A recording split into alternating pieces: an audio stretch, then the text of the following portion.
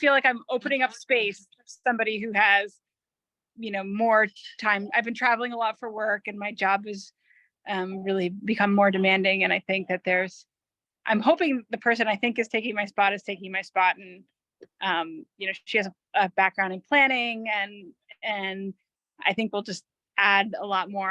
I've felt remiss sometimes that I haven't been able to give as much as I think this position really needs and deserves for Burlington. So I've done my time, and I'm going to enjoy my Tuesday evenings now. Good. Well, they're well deserved.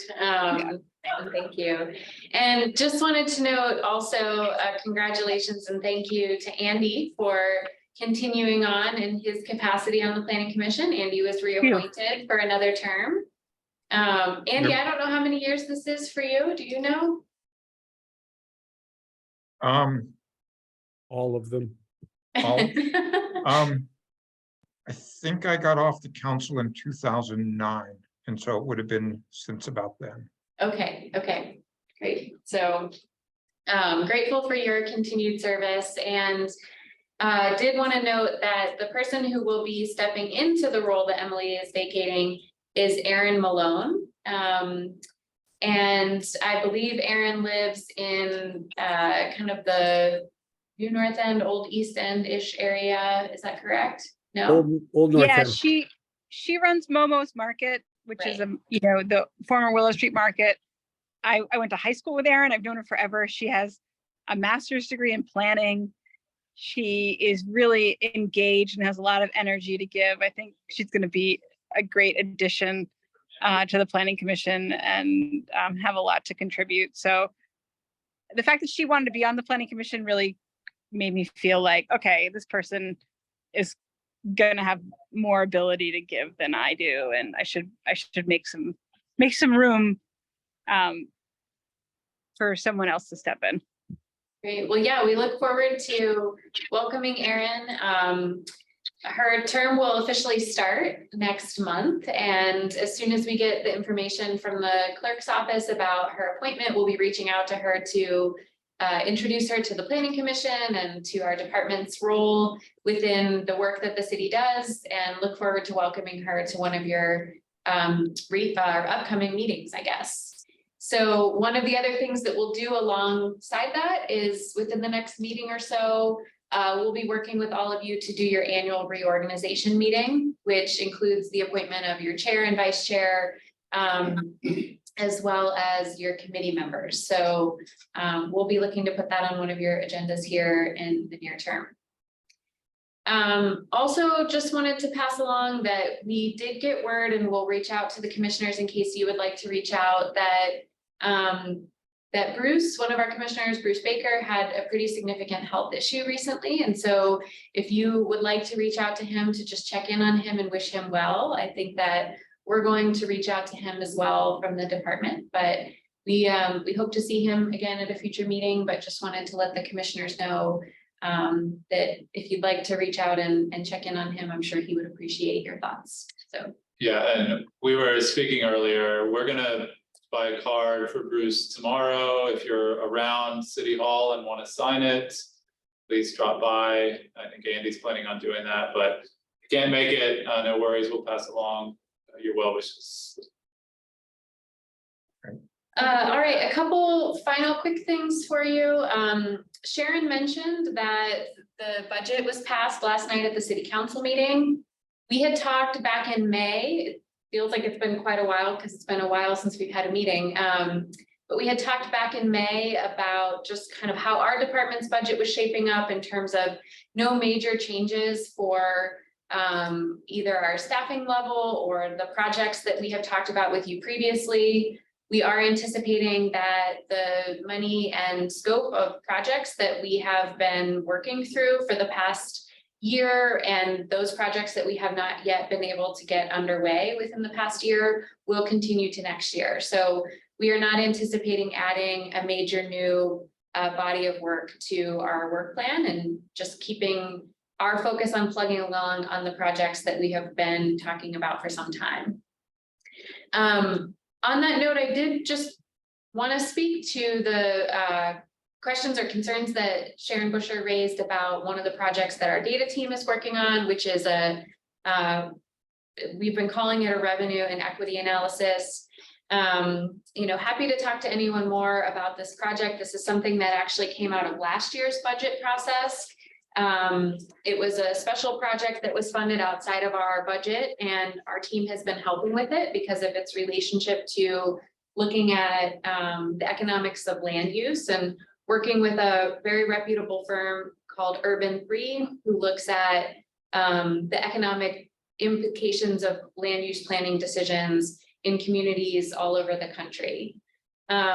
So really this assessment came out of the recent reappraisal process and started from a perspective of trying to kind of provide us with an additional layer of information to understand how certain properties are appraised relative to their market value. And I think the way that we have been looking at this is not really, I think it's important to say, and I would agree that it would be concerning if the purpose of this report was about pitting different neighborhoods or different commercial areas against one another from a financial perspective, but really is about helping us understand the potential in terms of the relationship to the city's kind of limited tax base and taxable property, and the policy decisions that we're making as we implement our future plans. So I don't think that the outcome of this is going to be significant transformations in the areas of the city that we're planning for certain types of growth, but will give us some additional information to help understand what the future impacts could be of implementing those plans. One other thing that it's helping us look at is just what some of the implications may be for implementing policies we've been working on, such as missing middle housing. So this had not necessarily been something on our radar for discussion with the Planning Commission, but if it's something you're interested in seeing in the future, we could find a time for that to be incorporated in one of your upcoming agendas. So I'd be interested, I think, yeah, just to understand how it's fitting into those other projects. okay, great. Great, thank you, Megan. Move on to item 5, which is. Oh, proposed- Michael, or I'm sorry, Andy, Michael had his hand up. I don't know if he had a question for me. Oh, sure, Michael, go ahead. Yeah, I was just going to kind of add on. Urban 3 does really cool work. That's very interesting that Burlington has them engaged. I would just point out that there's a lot of thinking around land economics, and it can really be a driver of equity. A person I know from City of Detroit, for example, just worked on switching more of their tax burden to land versus improvements, so that they aren't burdening people, that have homes, and that's a real source of more equal distribution of the burden of running the city. So it can have multiple implications rather than just trying to sort of maximize value. So that's very interesting. Yeah, thank you for that addition. That is certainly, and when we talk about revenue equity, that was certainly a consideration that spurred the city's engagement with Urban 3 in the first place. All right, well, we'll find a time for that to be presented to the Planning Commission in the future. Yeah, with that, Andy, we can move on. Okay, great, thank you. So then we're on to item 5, which is proposed CDO amendment ZA-23-06, 168 Archibald Street. Who's going to take this? I am, 1 second.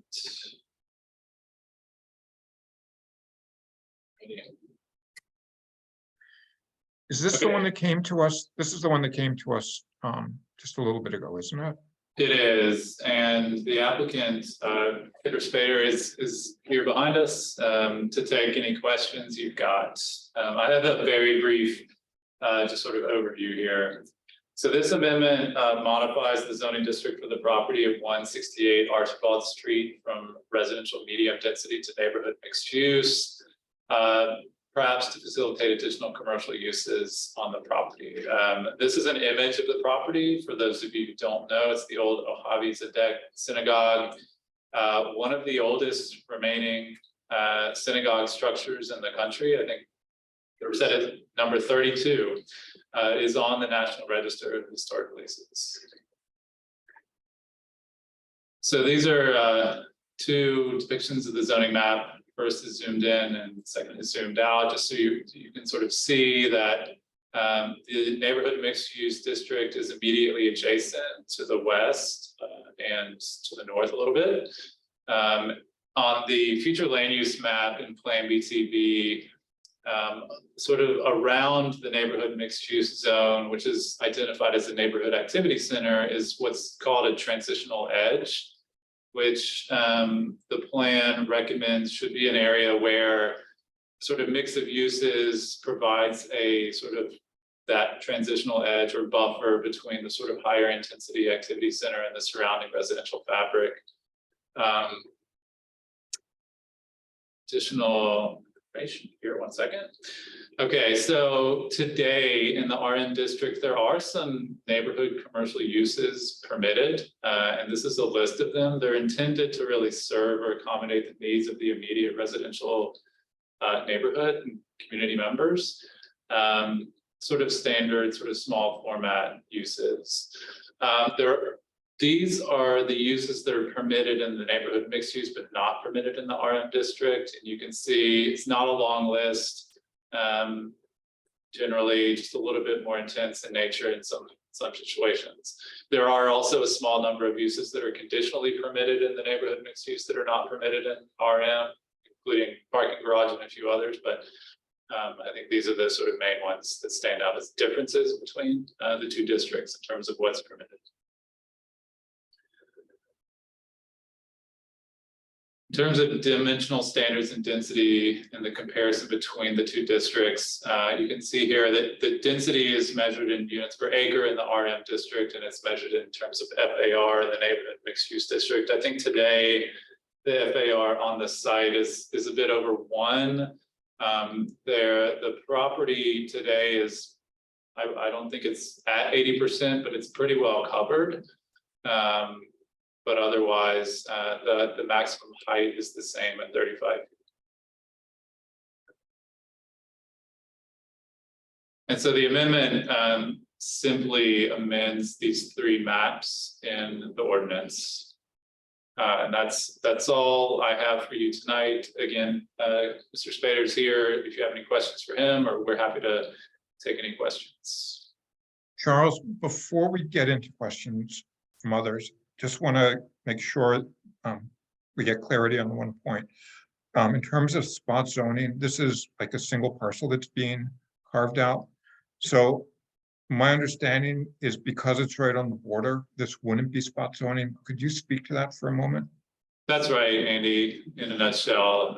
If this property were across the street, even just one street, it might be considered spot zoning, but because it's immediately adjacent and shares a boundary with 3 properties, in fact, that are in the NMU district, and it's also at a corner property, I think that gives merit to this being rezoned and not being considered a spot zoning. It would not be a sort of standalone 1 parcel zoning district. Right, I think that's the key. It's not about the moving of the boundary for 1 parcel, but it's that the district itself doesn't apply to just 1 parcel alone. And this is actually similar to other requests that you've seen in recent years. For example, within the same NMU district in the Old North End, you considered several years ago an amendment to the boundary that brought all of the old St. Joe, what's now the Old North End Community Center on Allen Street, between North Street and Allen Street, into the NMU district where it had previously been split zoned. So we consider this kind of a boundary adjustment to be similar in nature to those kind of changes. Great, thank you for that clarity. With that, are there any questions or comments from the commission? All right. Charles, you said that the property owner is here. Yes. Do you have anything you'd like to add? No, I think Charles covered it pretty well. I mean, the property, as everyone knows, has been a synagogue for the last 150 years. And it is kind of that pit bull property where you hit Hyde Street, Archibald, and the entry into the Old North End. So looking at it, I'm just at this point trying to maximize the use of the space. And definitely it's going to be some residential, the commercial will probably be on the ground floor. And then I'll run my own business out of the downstairs, which is professional office space. I own a product development company. So partly it's for my own edification and my own purpose, but I view it as kind of just a nice kind of place where people can enter in. The exterior of the building will remain the same for the most part. I mean, there might be slight upgrades, but you know, for the most part, we're trying to retain it as the National Historic District building. So I think it just adds a lot of flavor to that neighborhood. Thank you. I have a question, Andy. Yeah, go ahead, Alex. I was wondering if I could ask Kidder, you know, what are the plans for the commercial use for the property? If you have an Right. idea? I I mean, don't, I've talked to a couple restaurant owners, a person that was looking to do a cafe / bar sort of thing. But I'd really like that ground floor when you walk in to be something that augments, you know, the residential part of that building and the neighborhood itself. So not yet determined. okay. And what would you do to recognize like the, you know, the historic nature of the synagogue? Or is there like a plaque or something? And There is, we have, I've talked to the Hobby Zedek, the OZ up on South Prospect Street. Right. And the first project they're working on now is the ARC, which is the BIMA, which is fairly historic. They're pulling that out now, historic restoration, and bringing it to the OZ, and then they're going to set up a small museum there. So I've been talking to the archivist at the OZ, just creating that connection, because it was kind of the cornerstone of what was considered Little Jerusalem. And there's another synagogue on Hyde Street that the mural was pulled out, and then another building for sale on Archibald Street. So kind of the three of those created the Little Jerusalem, which was in the 1900s or around 1899. There was an influx of Lithuanian Jews into Burlington and Vermont as peddlers. So I'd love to retain kind of that feeling. And even as we've been looking at the building, we've been uncovering some of the old tin ceilings and some of the old light fixtures, and working with a specialist from the Shelburne Museum who's been going through it. So it's going to be updated, but what we want to do is maintain some of that nod to what it was. So when you walk in, you kind of have a perspective of, oh, this is the glory of what it did look like. And then you go in further and you kind of have a new updated feel to it. So that's the general plan at this point. awesome. Thank you for that. Yep. Good. Anyone else? I think this is a really great change. I think, you know, anything to sort of fuel more activity into that area that has so much potential and also great stuff happening already is really great. I am wondering, since it's sort of a funny lot, if you have any thoughts on access to the property and how that will work, and if you can see any opportunities to work with some of your neighbors on that. Yep, so right now the building has Archibald access, and then there's an entry on Hyde Street. So the Hyde Street would be the entrance for the downstairs building, or downstairs units. And then I know there are plans roughly for the gas station, the Rat Mission, that I think I saw a proposal that they're gonna switch that into a couple residential units, some green space. So hopefully those two will kind of merge together and create a little more flow. Is that kind of what you were thinking? Yeah, there's sort of like, I don't know, there's some connectivity between the Rats Mission area back to like Juntiques, and then there's the tank studio that's in between. Yeah, And there was recently like a really awesome arts festival that happened in that area. So I think kind of creating, like it's yeah, kind of working in interesting. like a really cool artistic space in that big triangle would be awesome. yeah, the tank music is because you can kind of hear the music flowing into the synagogue sometimes too, and the acoustics of the ceiling kind of make it interesting. And I might be going too deep into a whole story, but yeah, it is a fun kind of neighborhood, and the people on the backside too, of Hyde Street they're all related into the synagogue too. So everyone's very excited about the project and making sure it remains still in use. And I should note that There is an outbuilding that you can see on the north side, northeast side. And that is over on the right side. And that is the Jewish Society. And that is, the way we broke it up is there are actually two different condo units. So the society, which based off of a deed from 1952, still needs to retain the rights to cleanse bodies before burial. So that is still will remain as it is.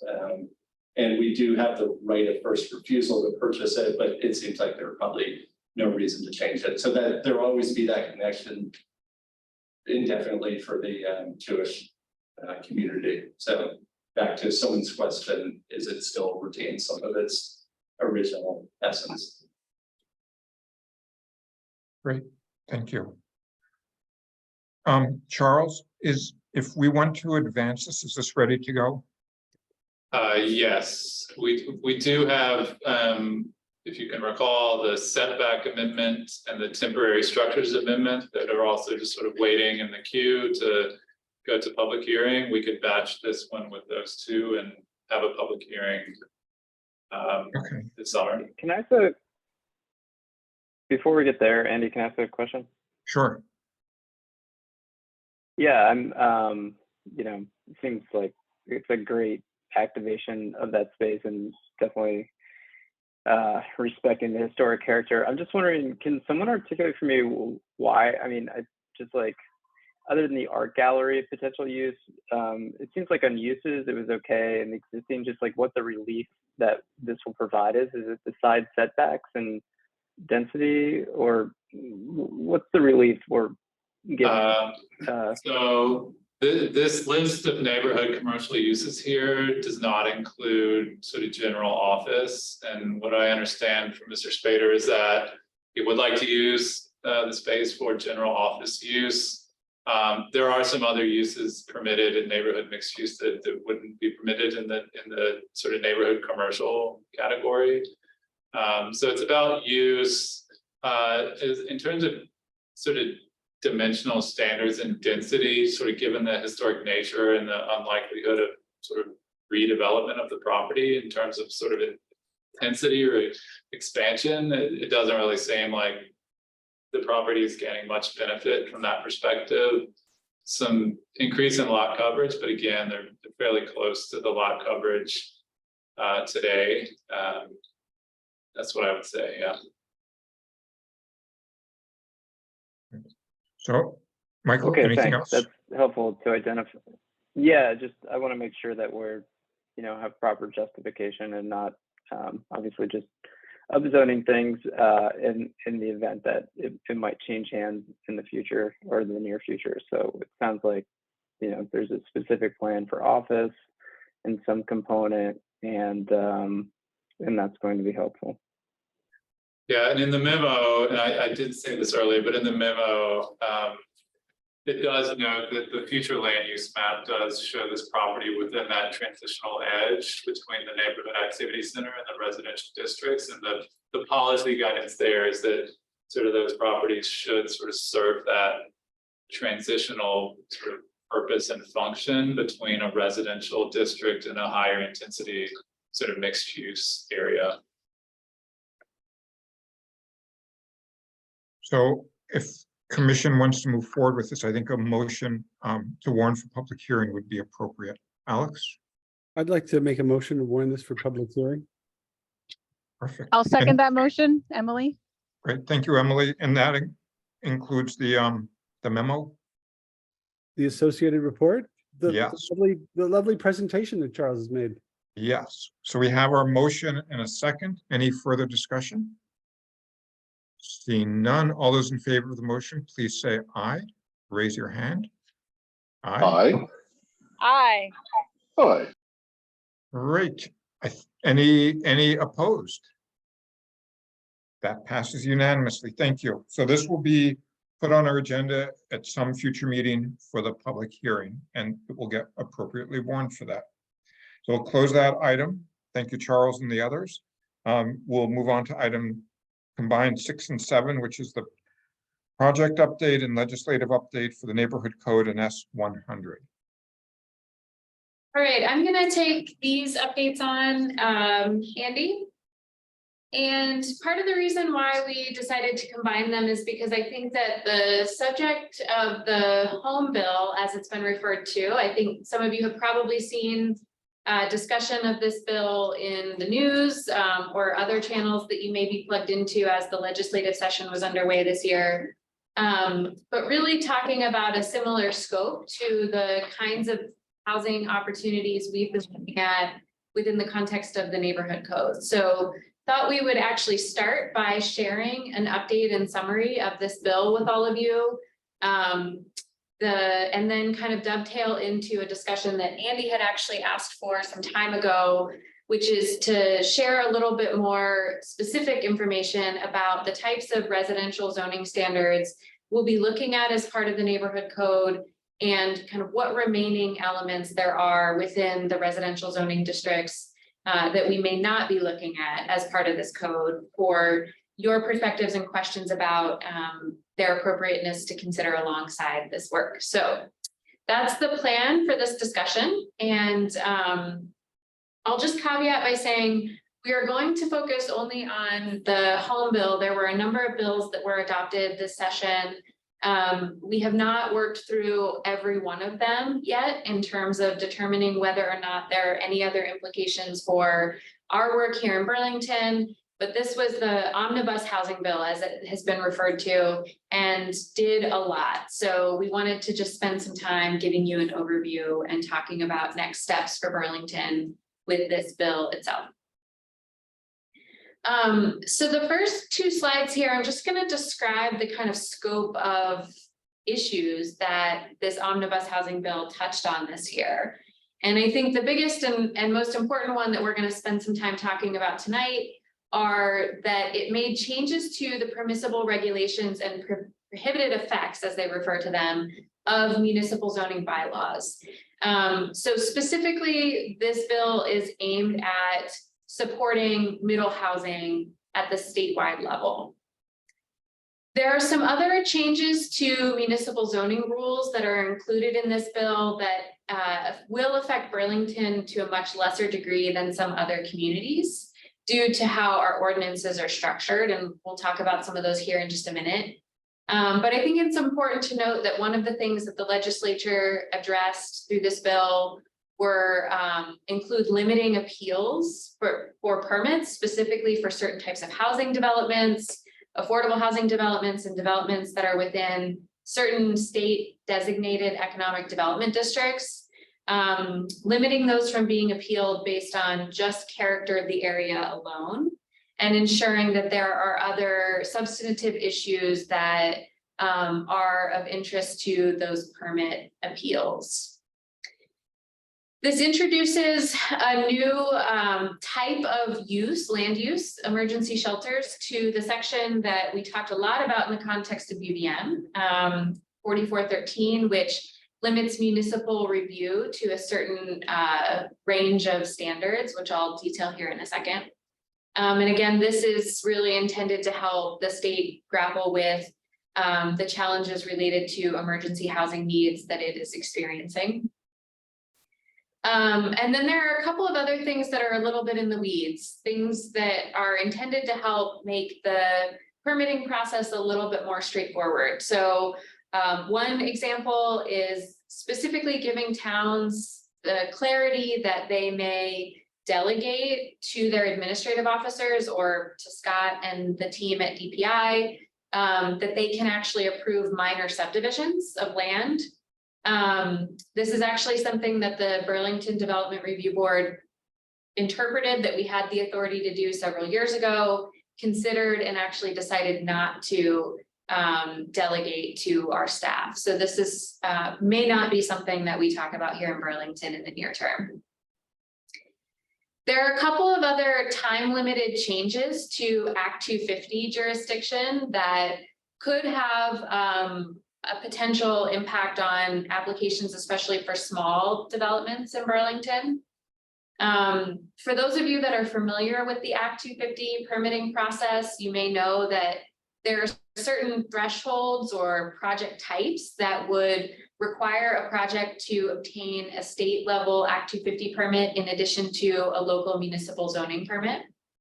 And one of the specific rules is that for developers who build 10 units within 5 miles and within 5 years of each other, any units after that 10th unit is subject to Act 250 permitting. For a period of 3 years, this threshold has been increased to 25 units within 5 years and 5 miles. So changing it to the 25-5-5 rule, as we call it. Additionally, there was an interest in helping spur the reinvestment and revitalization of existing buildings in certain parts of the state. So this also creates a temporary exemption for existing buildings that are including 4 units or fewer to be counted as just 1 unit for the purposes of that threshold. So trying to drive investment into these designated downtowns and other village centers by providing some temporary relief from that state permitting. And it also enables municipalities to seek Master Act 250 permits for these designated areas. So essentially to come in and seek the kind of preliminary permit for many future developments, including for properties that it may not own, that would help front load some of the planning related analyses that have to be done as part of an Act 250 permit process, so that future specific development projects that come in afterward that include housing could have a more expedited process through a permit amendment process. Again, not sure yet if this is something that will be helpful or not in the context of Burlington, especially considering the fact that we have other exemptions for things like priority housing that already apply. But it's a new tool that has been envisioned to help expedite permitting in these places that in the state have been planned for growth. The other sort of bucket of, I guess, things that this bill does relative to our scope includes some elements related to planning.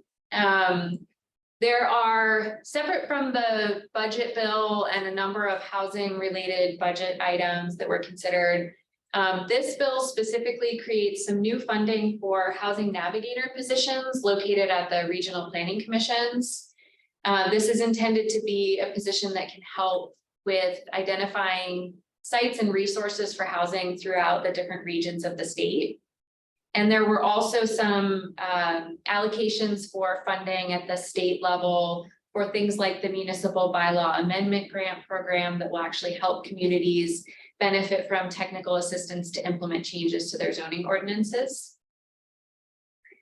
And there are also new requirements within the context of municipal and regional planning, some greater level of specificity about the need to consider affordable housing and the needs of low and moderate income households in the planning process. So municipal and regional plans have always needed to have a housing element, and this adds a layer of specificity about what those housing elements must consider. There are a number of other studies that are either established or continued as part of this bill.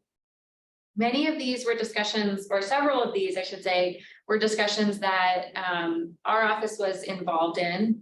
The first is looking at, it's tasking state agencies with looking at ways to expedite or help reduce cost and administrative hurdles for projects seeking water and wastewater connections. This is something that Burlington has engaged in over the years and has contemplated actually pursuing a municipal delegation for those permits because we have an active role in issuing them as it is anyways. So I think that the intent here is to consider structures like that and whether there are any other efficiencies that could be realized in issuing those permits. There is a study that the regional planning commissions will be doing that will be looking at whether or not there can be more consistency in future land use designations across regional plans across the state. So that their interpretation and use in things, particularly like Act 250 permitting processes, can have increased clarity. And then the last piece here is something we were directly involved in advocating for at the city level, which was to establish a new process for the delegation of Act 250 permitting for municipalities. That ultimately evolved into a request for a study over the second half of this year to develop a framework for what that municipal delegation process could look like that can be explored alongside several other Act 250 reform studies that are being done by the NRB and the Agency of Commerce and Community Development at the state. So there could be more to talk about there in the future. So what does all this mean for Burlington? We've broken this down into two different buckets in terms of things that we will begin administering. Actually, I should step back and say that everything but the emergency shelter provision that I mentioned will be effective as of this Saturday. Originally, there was a phased implementation of the different elements of this bill when it was adopted, but a bill that came out of the veto session last week actually amended the applicability for all of these provisions. So they are effective this weekend, which means we have been in coordination with Scott and the team at DPI about understanding what the implications are for our zoning ordinance here in Burlington so that they can begin administering these even while we chart a course towards actually formally incorporating these changes into our zoning ordinance. So we're looking at these changes in two ways. The first few we think are, and actually are, directly related to middle housing, and we intend to address them in an explicit kind of way through the neighborhood code work. And the second bucket of things are issues that we will talk about how to address through other zoning amendments with all of you alongside that. So the first one is that this bill requires that in areas served by water and sewer, so essentially all of the city of Burlington, that minimum residential density should allow at least 5 units per acre, or must allow at least 5 units per acre. So in Burlington, we have only one zoning district. It's the large lot overlay district, which you can see mapped here. Applies essentially to the Apple Tree area and Oak Ledge, few small areas of the RL zone. This is the only district in the city that doesn't actually meet these standards.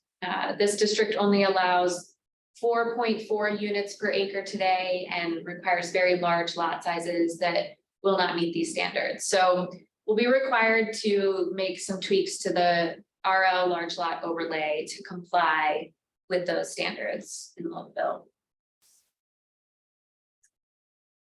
The second piece is that the bill requires that municipal zoning treat duplexes and single family homes with ADUs with the same standards as a single family home without an ADU. Or said another way, sometimes folks say duplexes by right.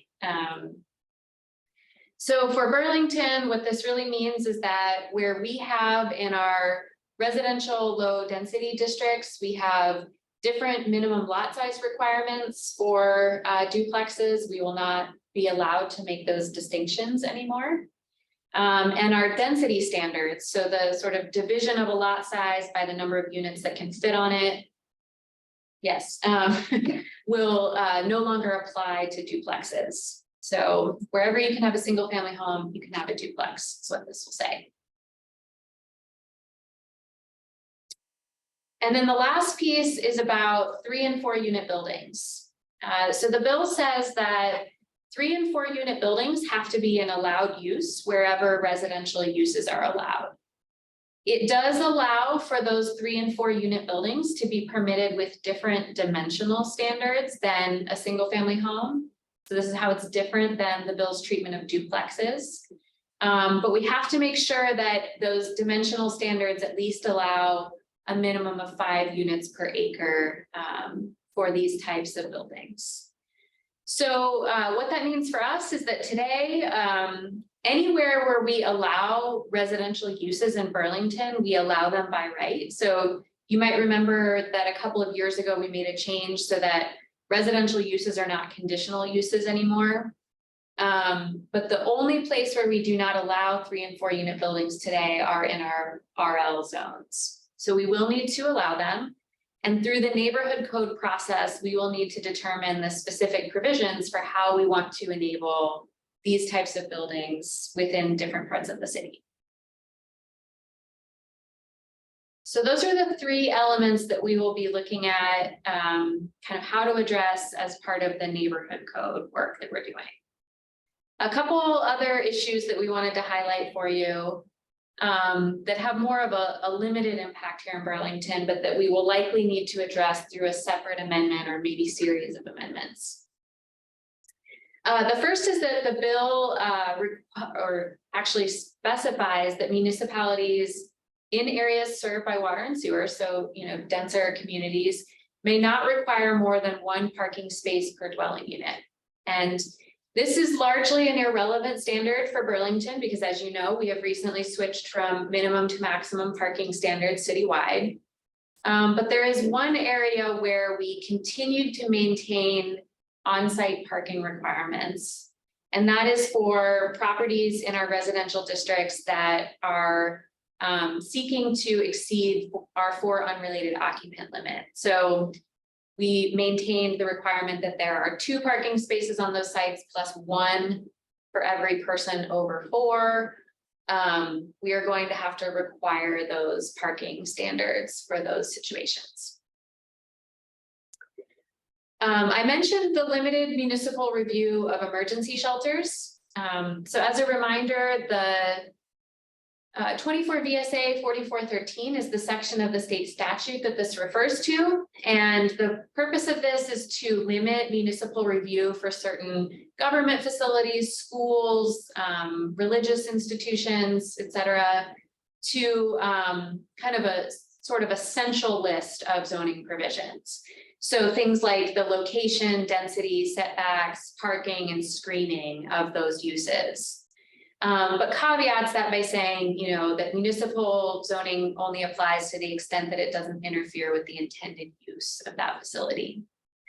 So the bill added emergency shelters to the list of institutions that are subject to this limited municipal review, and also clarified that standards that limit daily or seasonal operation is also construed to interfere with the intended use of those facilities.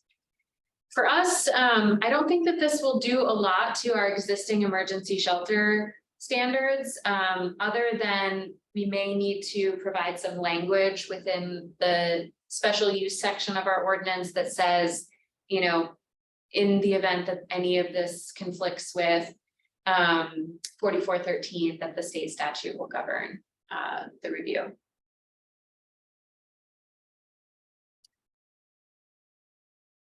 Two more here. So in an attempt to facilitate affordable housing development at the statewide level, the bill requires that municipalities provide some density bonuses, density and height bonuses for developments that include 20% affordable housing. So that's the state's definition of an affordable housing project, is one that includes 20% affordable housing.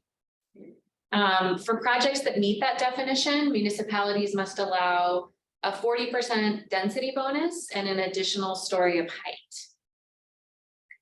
In Burlington, this will not impact the base requirements of our inclusionary standards, which start at 15% for the majority of the zoning districts in the city.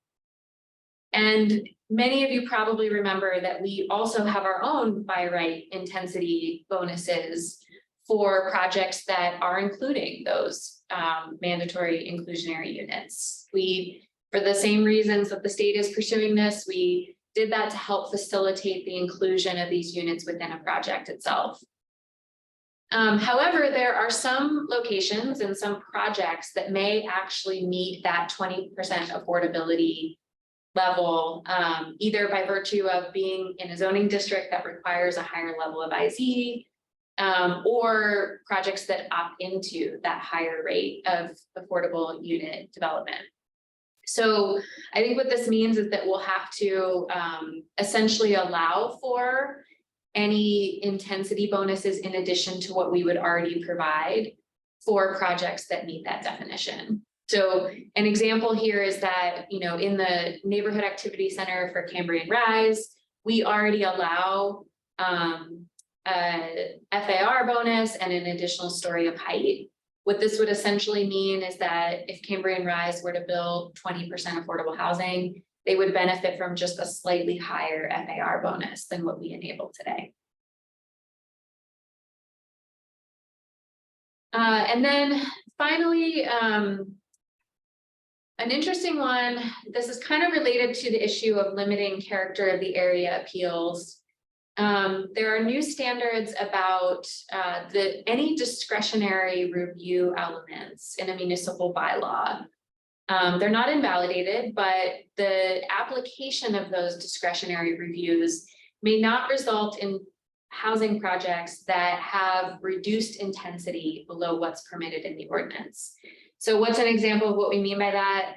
If the ordinance says that a project can be 3 stories, a discretionary review cannot reduce that to 2 stories. Again, most of the residential developments in Burlington would not be subject to conditional use review. So the main area that we see needing to explore more here is just the relationship to our historic regulations, which we've already talked about in many other contexts needing to review as well. So I think that's it in terms of the kind of high points of the bill, and happy to circle back to anything or answer any clarifying questions for any of the commissioners before we move on.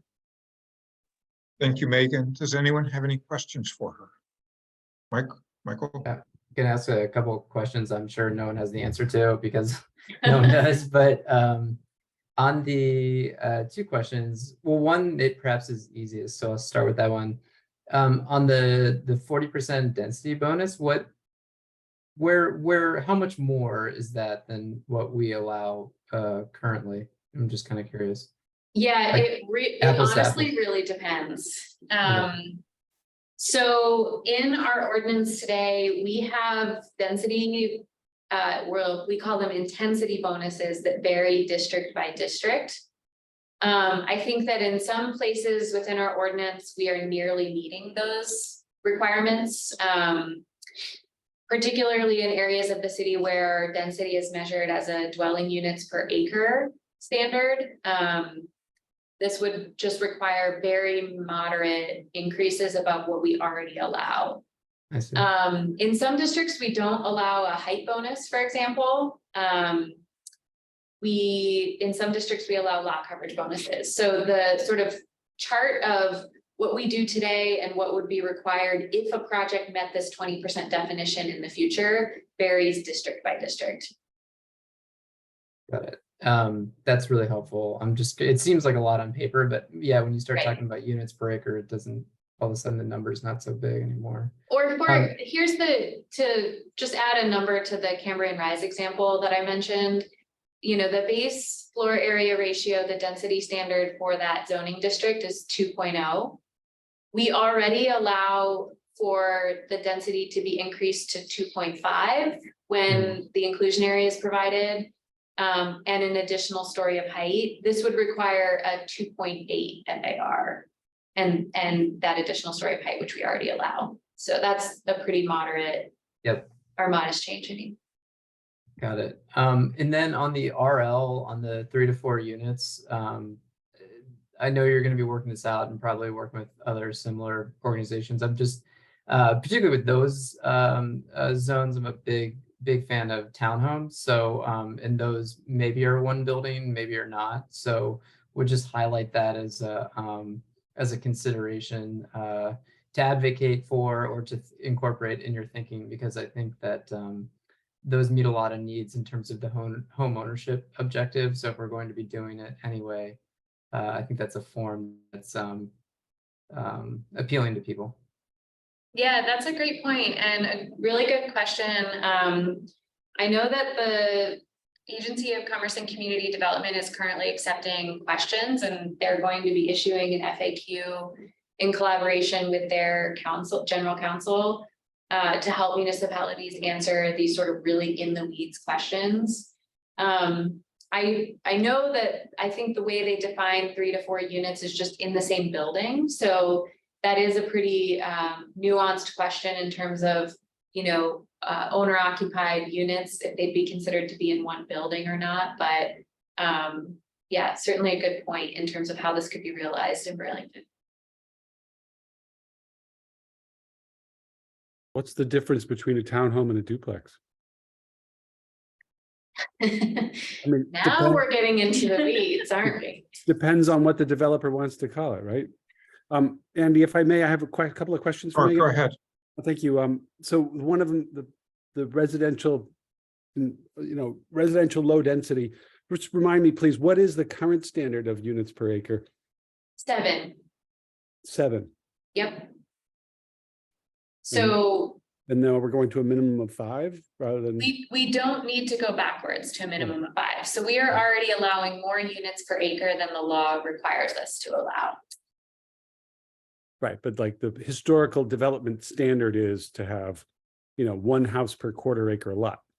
So we could technically already have more than that now. You could technically already have more than that now. And I would say that the kind of one single family home on a quarter acre lot is maybe more the norm in other communities. I know one of the things that Sarah has been doing as part of the neighborhood code is mapping the lot sizes and the uses on those lots across the city. And definitely as you start to get into neighborhoods that were built post-war or further on the periphery of the RL zone, you start to see single family homes on lots that are 8,000, 9,000, maybe even a quarter acre large. But in the older neighborhoods in the city, that is certainly not the norm. So yeah, I think that the 7 units per acre has been calibrated over time to be a Burlington type standard. And there may be other communities in the state where a change to 5 units per acre would be more of an intensification of what their historic pattern might have been. So I guess my real question is, has the state just mandated that we, address the question of allowing more units per specifically residential low density lot? Or will we have to address that separately through some other process? The main question, the state has not forced us to consider the question of, should we be allowing more density in these areas at the kind of highest level? The question that we have to ask and answer is much more nuanced than that here in Burlington, which is, essentially, let me go back to this. This one, for example, because we need to consider that we essentially have to consider a duplex to be a single family home under our standards. So for us, what that means is up here in the right-hand side of the top chart, where we have different minimum lot sizes for having a duplex in RL, we won't be able to regulate those differently going forward. And I would say this is actually something that as we've been looking at, we've presented to you previously on the neighborhood code and looking at, kind of where these standards intersect with the size of lots in the city. And we had previously found that because of this standard, it was something like 40% of lots wouldn't be allowed to have a duplex. And so this was something that was already on our radar as considering whether or not that lot size standard for a duplex should be smaller anyways. I think the bigger question for us is this piece, which is, again, within the context of the neighborhood code, is a question that we had already intended to explore, is how do we think about 3 and 4 unit buildings in these areas. What this means in reality, you know, in terms of the absolute minimum that would be required in order to meet the law, is that in order to have a 3 unit building, if we required essentially an 18,000 square foot lot to be the prerequisite for a 3 unit building, that would meet the intent of this law. So nearly a half an acre lot. But I think through the neighborhood code, one of the questions is that what we want to do, or do we want to do something that's a bit more permissive, like Michael's townhouse example, or other ways to fit these sort of neighborhood scale homes in lots across the city? I think that's the biggest question that we'll be thinking through with the neighborhood code as a result of this bill. Fantastic, Megan. Looking forward to it. So I was not familiar with the large lot overlay, but it looks to me like, you know, this would be a very small solution that you simply allow the owners of those lots to subdivide them and put in more units through a process approved by the zoning administrator. You know, Through let's those do it. administrative subdivisions? Yeah, you know. I'm sure it'll be very popular. Thank you. You're welcome. Megan, Yes. this wouldn't really affect Burlington at all, but there are some communities where they require like minimum lot size for homes in some areas, like multiple numbers of acres. Is Right. this saying that they're not allowed to do that anymore? That's a good question. I think so. The bill, I focused on the elements of the bill that are relevant to Burlington primarily. For example, this standard and the 5 unit per acre minimum density standard, I think only apply in parts of communities that are served by both water and wastewater services. Okay, I think that the duplex standard, allowing duplexes wherever and however you allow for a single family home, I think that applies everywhere in the state. But these other standards only apply in those like 4 community areas. okay, yeah, okay, I get that. So like a community where people need to put like a septic system on their yard, they don't have to have, they could have larger lot requirements than what this provides for. Yeah, I believe so. There are Okay. lots of definitions around what constitutes, you know, water and sewer service, but I think, yeah, if they're truly kind of out with a well and a septic, that may not be applicable to that area. Okay, yeah, like I say, I don't think that applies to Burlington, but Right. it's always good to know some of these things as, you know, we're part of a larger community here, really, so thank you. You're welcome. Any other questions for Megan on this part of the presentation? All right, Yeah, it looks like Eves has his hand up. I don't oh, know. okay. Eves, go ahead. Eves, we can't hear you if you can hear us.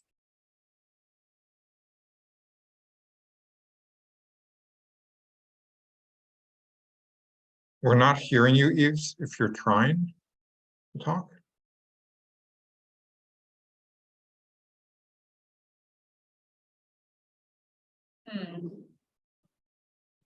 Oh, it also looks like, sorry, one second. Oh, you did, okay, great. We lost Emily at one point, but it looks like she's back. Okay, So Megan, why don't you continue, and Eves, if you have something to ask, just chime in when you get connected. yeah, feel free to interrupt when you are able to. Okay, I have a couple. Oh, yeah, sorry, questions, Julia. And feel free to. we're so interrupt focused me. on the Zoom screen, so sorry about that. Yeah, Thank you so much. That was a really great overview. I have a couple things for the areas that are without water and wastewater. Is that like the Intervale? Like, is that, you know, any area, is there any area that would affect, you know, residential? Great question, and I think the short answer is that this wouldn't really be applicable to the Intervale regardless, because the Intervale is a part of the city where we Right. don't allow housing development. Right. Yeah. Yeah, not my intention to encourage. Yeah, yeah. housing development in the Intervale. So. For the master Act 250 Mhm. permitting process, the South End Innovation District comes to mind as, you know, possible candidate for that. And I know when we were looking at that process, we mentioned just the implications of, you know, the need for permitting of developments of that size potentially. So I know that you know, process is going through the ordinance committee right now, but do you see that as a candidate for this type of process, or what are some of the other things that might be where this process, master planning or master Act 250 permit would be useful to the city? Yeah, honestly, I think it's less about usefulness to the city and potentially more about usefulness to the kinds of development that we would like to incentivize or even help facilitate in certain parts of the city. You know, one of the questions that had come up at one point when we were talking about the South End Innovation District was whether or not that should be added to our neighborhood development area. So that's actually, that site is not actually eligible for this master planning process unless we extended the boundaries of that district, which could be possible. I know we had talked on and off about whether that would bring value. There were and still are a lot of moving parts in terms of the Act 250 discussion and its potential applicability in Burlington. And there could be other steps that could have a much higher impact, you know, value impact for developments at that kind of scale potentially. So it's something that we haven't fully explored yet in terms of whether we would take that step to first get it designated and then to go through the master permitting process. Or if the kind of private developers are already moving into the, you know, developing their own master permit for that site. Yeah, I guess it's it depends on. Yeah, it depends on what the value Yeah. add to the city from having the city involved would be for a developer. You know, one of the other things that I think is worth us exploring before we make a decision about whether or not to pursue it is learning a little bit more from places that have had similar circumstances. So the downtown of Winooski was developed under a master Act 250 permit that the city actually applied for. And there are some tricky kind of elements of that going forward in that, you know, certain applications that come forward, the city always has to be a partner to those applications, those permit amendments. And sometimes they're pretty in the weeds things that are not necessarily helpful for either party to be engaged in. So I think we'd want to think through some of the pros and cons like that as well. Gotcha. For the parking for over 4 unrelated occupants, just on that slide, there was something about removing that parking, and I just want to, it's removing the requirements to have For additional spaces, yep, yeah. Okay. not the number 4, but Right. to provide it, yeah. Cool. And then for the administrative review provision, there's something in the bill about the ability to make a distinction between major and minor subdivisions, and minor subdivisions are the things that can be administratively reviewed. So I'm wondering if you anticipate any changes to that as a result of this bill, or if that current, you know, if there don't need to be changes made, that's not applicable. Yeah, this is something we talked to Scott Guston about, and I think this may have been before my time, or maybe just something I wasn't directly involved in, but I think the city and let me back up. The intent of the bill is to clarify that municipalities and DRBs can do this. I think the city had interpreted previously that this is something that the DRB could have granted discretion to the administrative officer for, and had actually had a conversation with the DRB about considering doing so.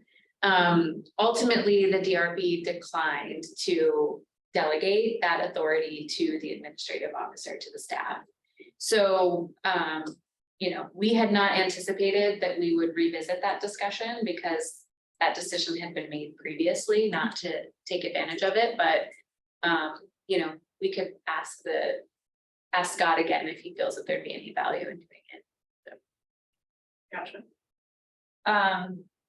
Then for the RL zone, I think to add to Michael's point about townhomes, I think cottage courts are another residential use that I think would be really wonderful, but obviously you need a substantial area to do that. And also there's kind of complications about having sort of multiple primary structures in that area, but I just throw that out there as like another type of desirable housing that might be appropriate in that area. And I wonder, you know, with these, as we learn more about what applies to duplexes and single family homes and everything like that, I wonder if there will be some motion on having multiple detached homes on a single lot, and if that can happen. Because I think that would have a lot of potential, you know, as we're trying to, it would have the same effect as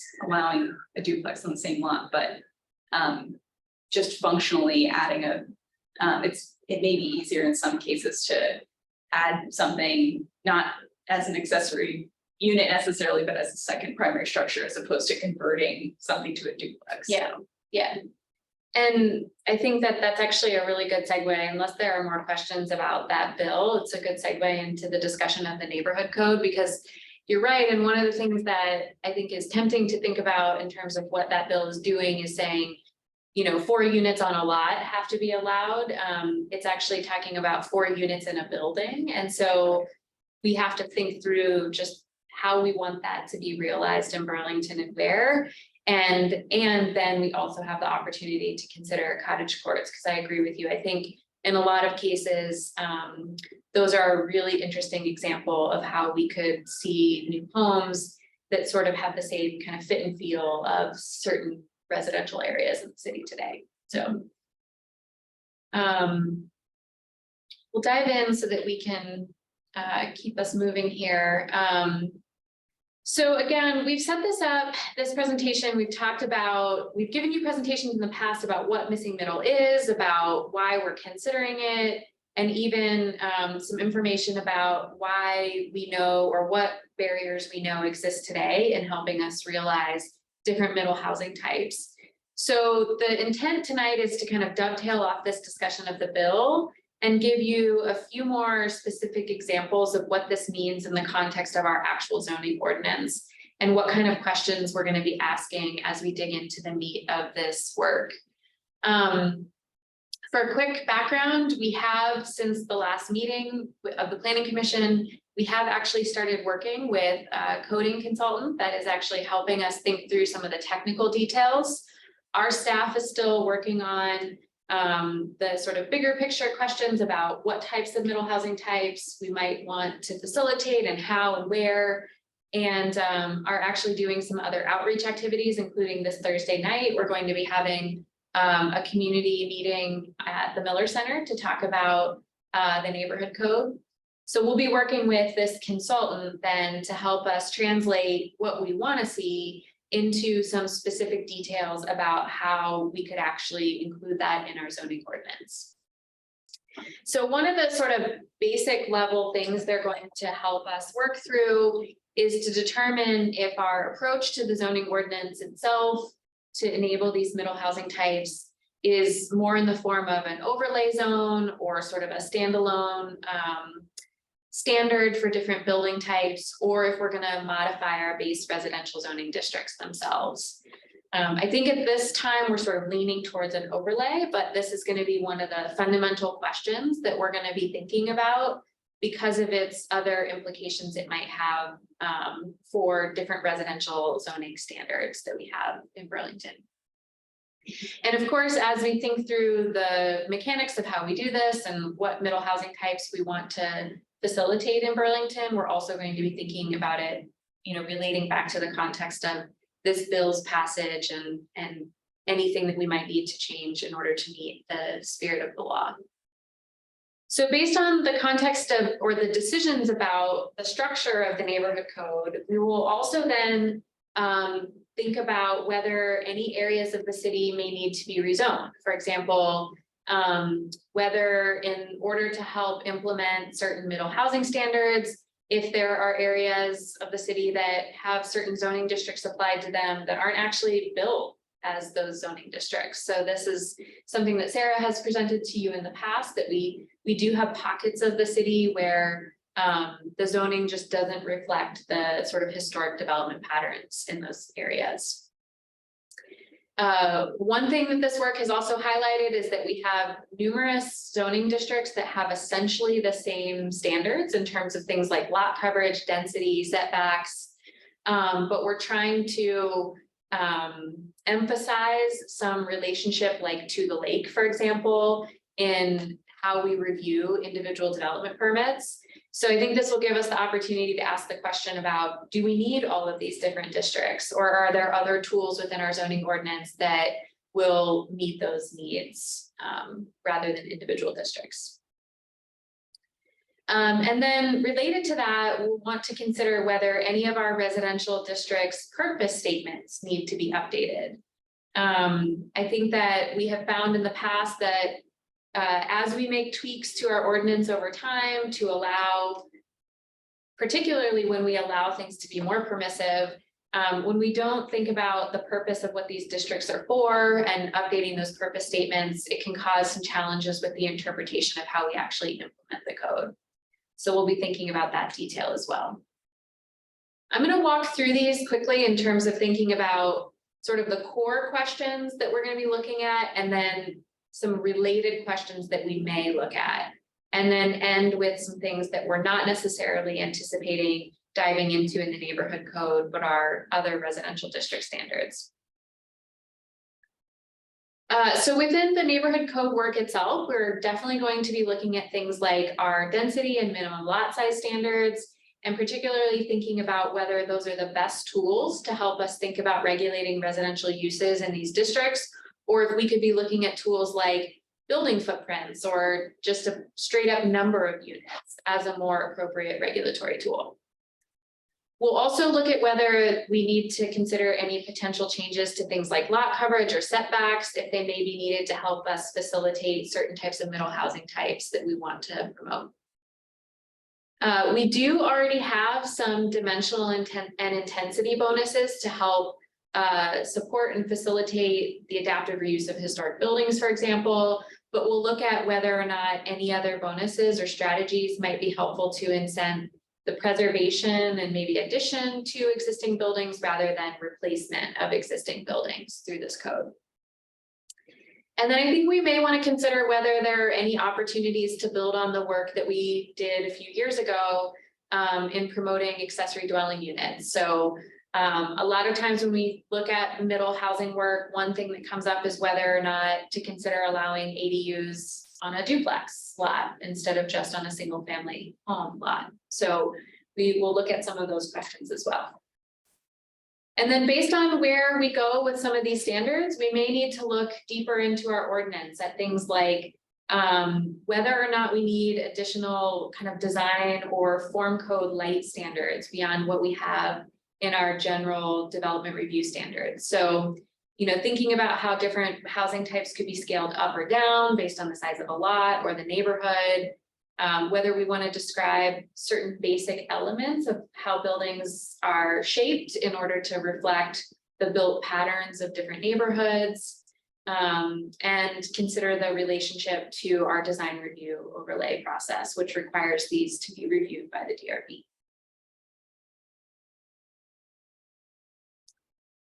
Again, within the neighborhood code work itself, we'll be looking at a lot of the kind of technical nuances that Julia was just talking about. Some of the critical standards that may still preclude middle housing types from being included in certain parts of the city, even after we've said that we want them. So things like allowing multiple freestanding or primary structures on the same lot, like a cottage court. That's one of the biggest barriers that would allow a cottage court to be implemented in Burlington today. Looking at other creative ways we've talked about owner occupancy. Think about how some of these middle housing types could help create more fee simple homeownership opportunities, like through creative subdivision methods like flag lots, or even by maybe enabling in some limited circumstances minimal or no street frontage for lots, where today every lot has to front on the street. Megan, what's a flag lot? Do you want to describe this? I feel like you might. do a Yeah, good job. sure. I have experience with flag lots. So you take a lot, let's say it's a typical rectangular lot. A flag lot is a subdivision of that lot to create a second lot. The flag pole being the connection from the street, it's typically a driveway and typically has to be 12 feet or so, 17 feet.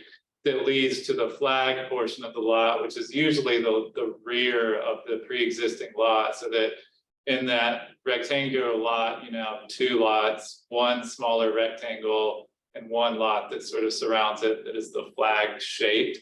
Flag lots don't have to take that necessarily flag shape, and they often occur on irregularly shaped lots or large lots. But it's a way to, provide more housing, and particularly with relation to accessory dwelling units, or to build a second unit on a property. It's often difficult to get financing from a bank to build an ADU, whereas it's very simple to get financing to build a home on a fee simple flag lot.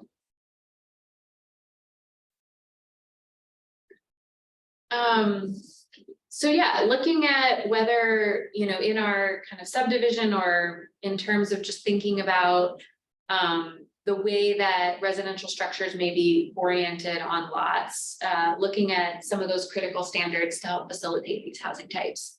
And then, based on our decisions about this, we may want to look into other existing standards. We have a number of places in the ordinance where we seem to enable middle housing, but we find that it's actually very difficult to implement. And then really consider whether or not some of these standards are necessary. So depending on the decisions we make about what middle housing types we want, this example here on the screen of, we have this provision about the DRB being able to consider allowing an additional unit added on to an existing 2-unit building. Do we need that standard, or are our middle housing provisions just straightforward enough that we are allowing the types of homes that we want to allow in these neighborhoods? Oops, getting out of there. There we go. So then I think that brings us to this sort of bucket of issues that have been kind of brought up in the context of this conversation, but are not necessarily issues that we're thinking of tackling directly at this time. Actually, the first one is not true. We are tackling at this time. So as you know, Charles mentioned it earlier tonight, you do have a pending zoning amendment in front of you that relates to certain setback rules in terms of residential development and certain types of residential building elements that are allowed to encroach into those setbacks. So we're kind of looking at that specific aspect already. We do have some other provisions in our residential zoning districts that people have raised questions about. So one is we have an additional 10% allowance for lot coverage today in some of our residential districts to facilitate things like decks and other site elements that are very commonly part of a residential property. And the question has come up about whether there are any other circumstances that we may want to add to this list. Interestingly, one thing that's come up recently is EV charging, and whether that's, pads for chargers or other types of infrastructure for electrification is something that we would want to exempt from lot coverage standards. The discussion about residential occupancy limits is a question that has been raised more broadly. So we mentioned earlier the relationship of S100 to the parking standard that we retained for these situations. But, there has been some acknowledgement and discussion about whether having a limit on the number of unrelated people that live together in a housing unit is a standard that is still important for the city to retain. And then the last piece that we've heard some questions about is about, the potential expansion for other neighborhood commercial uses. You touched on this a little bit tonight. whether or not there's any modernization of the types of commercial uses we would consider allowing in residential areas or even in certain parts of residential areas. Thinking about along major corridors like North Avenue that are zoned RL today. So these issues are not necessarily things that we are going to look at as the kind of core pieces of the neighborhood code. But I think as we've discussed in past meetings, these could be the subject of future discussions that the commission has about how we fine tune the implementation of the work that comes out of the neighborhood code, or even as sort of parallel discussions as we're working on those standards. Go ahead, Michael. I'm not sure if Andy can see you. Yeah, I brought up this point when we did the other setback adjustments, but just wanted to double check that the rear yard setback was being addressed in this effort, because that is quite onerous. Yeah, so definitely as part of the kind of base of looking at the standards regulating residential development, we will be looking at our existing setback standards and looking at whether we need to make any changes to help facilitate those. I know at least initially in kind of digesting our code up to this point, the consultants that we're working with had kind of looked at our front and side yard setbacks and had indicated that those may be sufficient, but we have not yet talked about the rear yard setbacks.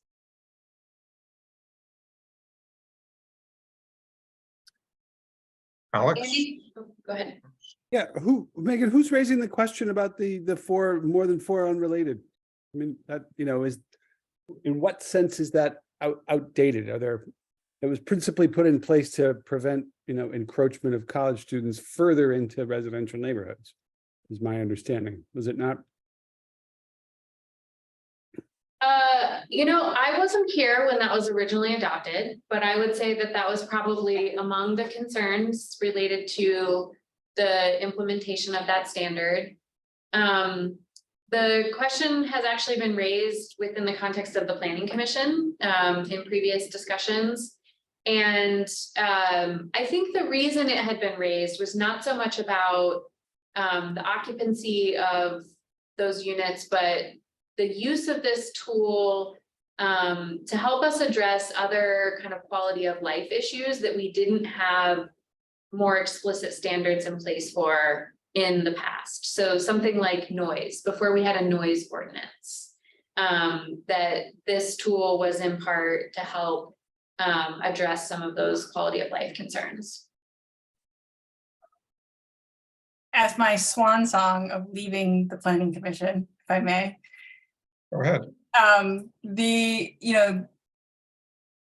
I think that is such a hot button issue.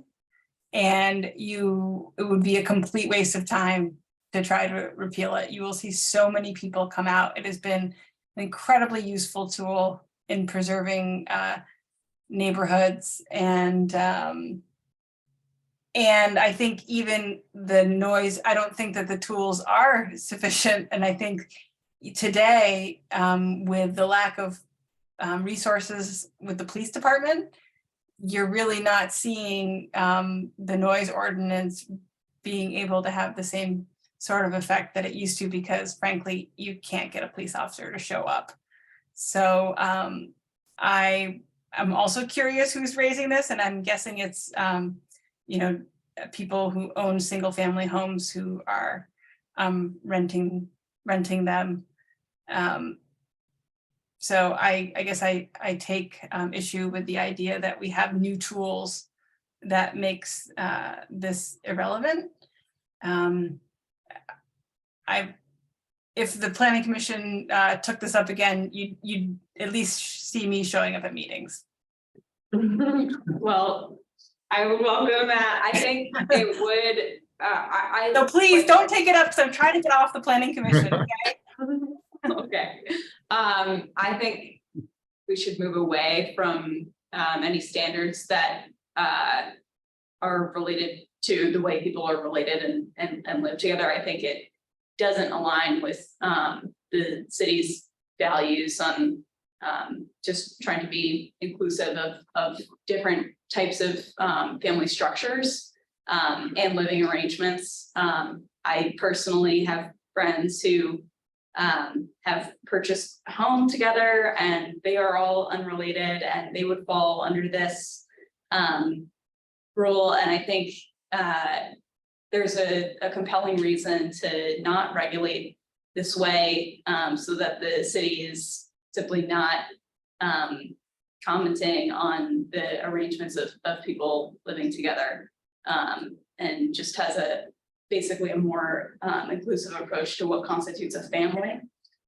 You know, even the phrase single family homes implies a certain living arrangement.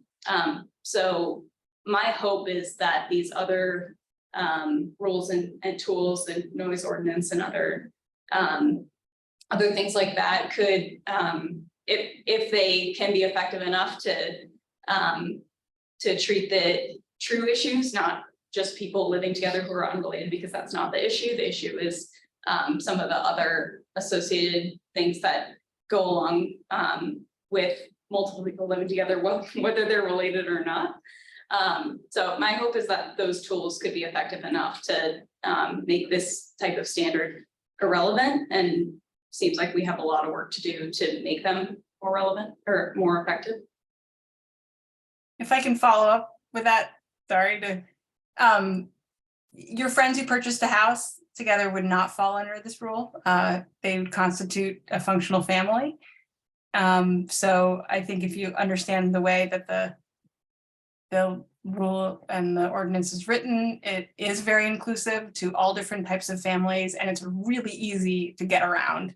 And I think that the types of housing that fall under this rule are actually dorms, and it's actually catching a type of use that is more like a dorm and less like a family use, and more like a boarding house than a family use. So there's this in-between ground where there are definitions for certain types of uses and not definitions for others. So your friends who are living together as a family would totally qualify as such, and not be impacted by this. So I think if you get into it a little bit, you'll see that it's actually really easy to qualify as a functional family. And I don't think anyone is being discriminated against about the way that they live, in order to enforce this rule. It's been an incredibly useful tool in neighborhoods. And like I said, I think it's a really hot button issue. And to be clear, I mean, I think it's really important to just reiterate that this, Emily, you had asked if this was coming from folks who had, some kind of interest in investing in properties. That's not where this came from. I didn't ask that, but. Okay, the kind of discussion that Julia raised is in part where this has been coming from. And I know certainly as we've looked to guidance from kind of the national level, the American Planning Association has issued a policy advisory paper on the use of these types of standards. And much of it discusses exactly what Julia just shared in terms of the evolving nature of how people live together. And I think, even when we think about types of housing that our ordinance has never allowed before, we've talked at the Planning Commission level and actually have included in the South End Innovation District zoning this concept of co-living, but in a multifamily setting.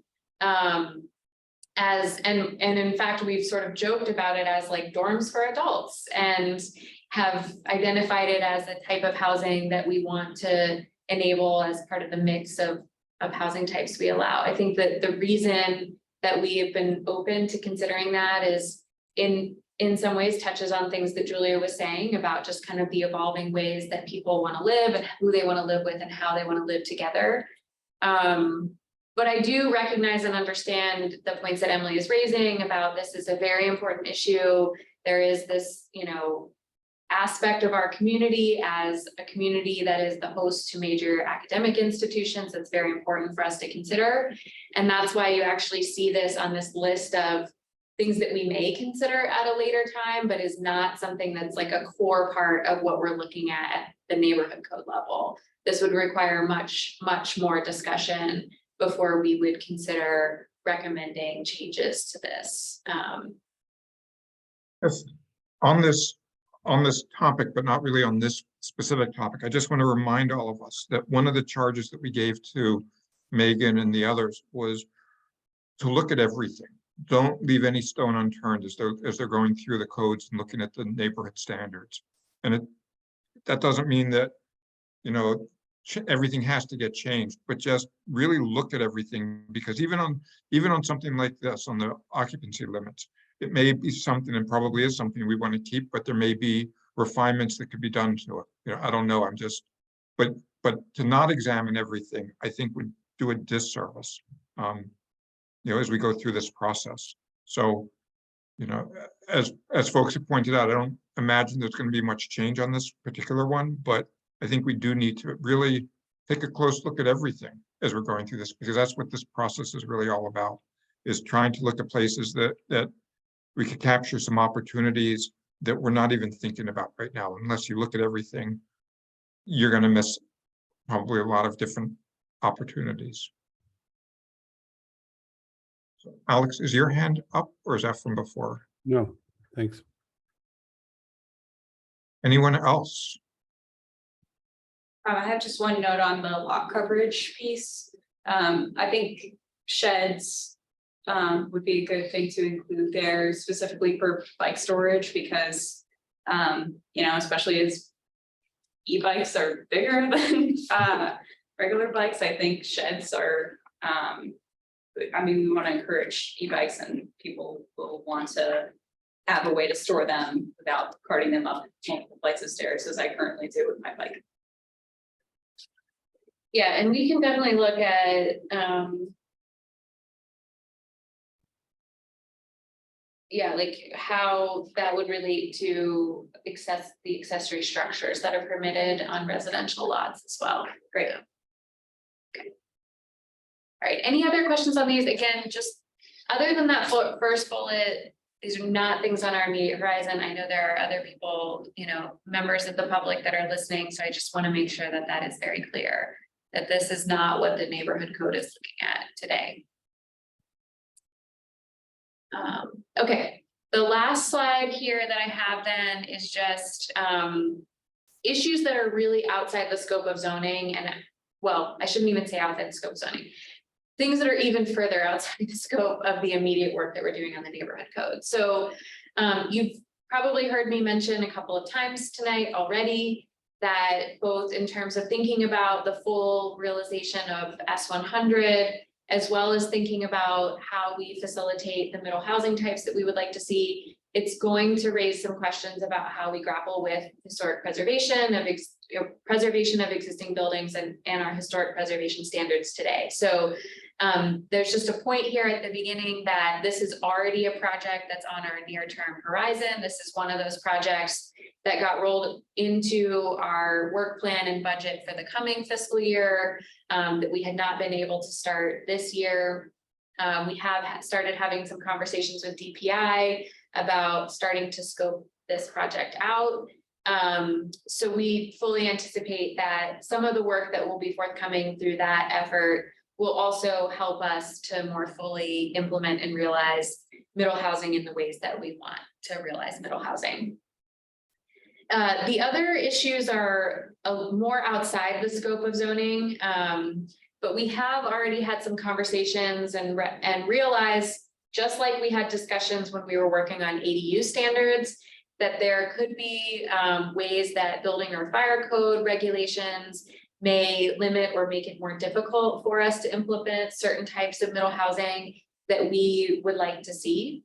And so we have been asked, at least by one counselor, to consider working with our coworkers and DPI and others to think about whether or not there are any needed recommendations in terms of those codes to help us implement this.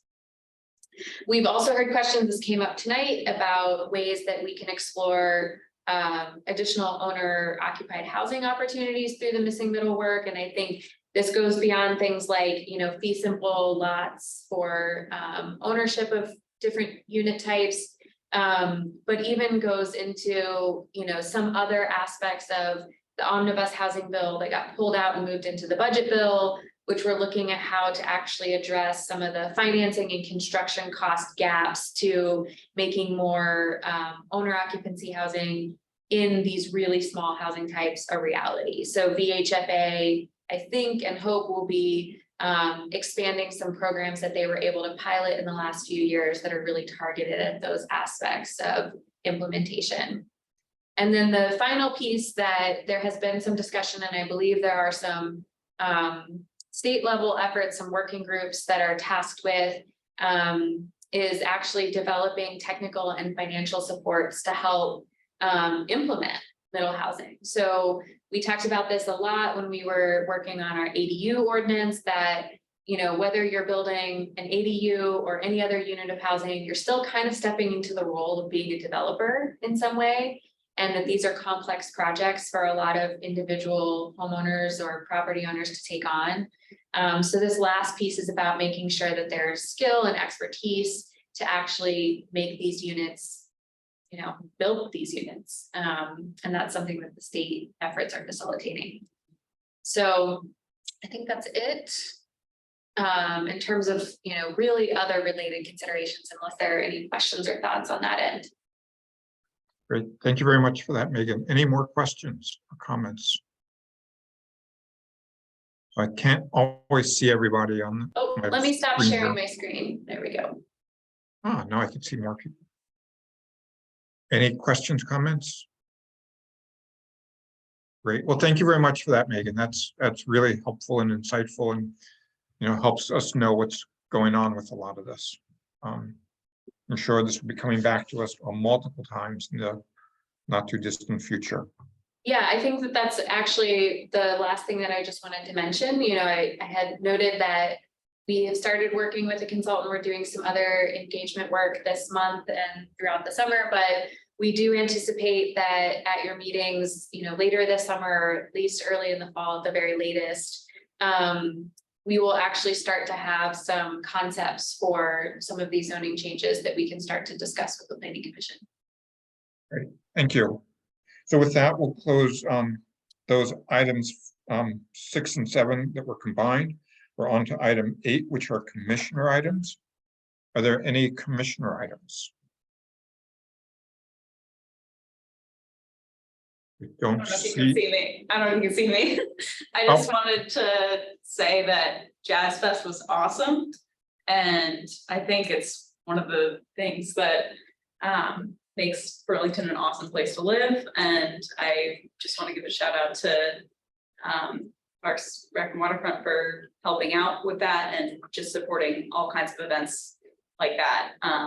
And yeah, I really think it was an awesome example and way to show off Burlington. So yeah, I'll pass it Great. along. Thank you. Great, thank you. Anyone else? All right, we'll close that out. Item 9 is minutes and communications. Is there a motion to approve the minutes and accept the communications? Motion by Alex. I was pointing at Emily. Oh. Seconded by Emily. Any discussion? All those in favor say aye or raise your hand. Aye. Any opposed? We have our minutes and communications, and we're on to adjournment. Is there a motion to adjourn, Emily? I will adjourn. Motion to adjourn. Motion to adjourn by Emily. Is there a second? Seconded by Alex. All those in favor of adjournment, raise your hand or say aye. We stand Congrats, adjourned. Emily. Bye, Emily. so Thank much, you everybody. again. It's been such a pleasure to work with you. Good Have a luck. great If you evening, need to come everyone. back, Bye. send me an email. All right. Take care. I'll see you on the other side. All righty. Sounds good. Bye. Good Goodbye. night, everyone. Good night.